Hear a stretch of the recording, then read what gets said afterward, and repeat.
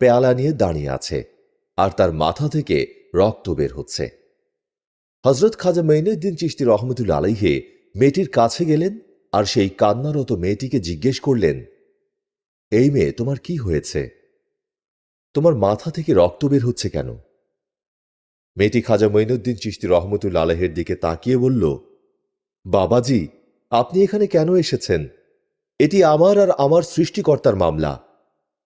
তখন হযরত মঈনুদ্দিন চিশতি রহমতুল্লাহ আলাইহি মেয়েটির দিকে তাকিয়ে বললেন, আমাকে খুলে বলো তো কি হয়েছে?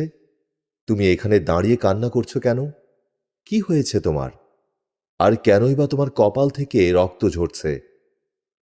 তখন পণ্ডিত কন্যা বলল, বাবাজি, আমি এই বড় মূর্তিটিকে বলেছিলাম আমার এই পেয়ালার দুধ পান করতে, তাহলে আমি পুনরায় আমার ঘরে ফিরে যাব আর গিয়ে সকলকে বলবো যে আমার ভগবান শুনতে পান।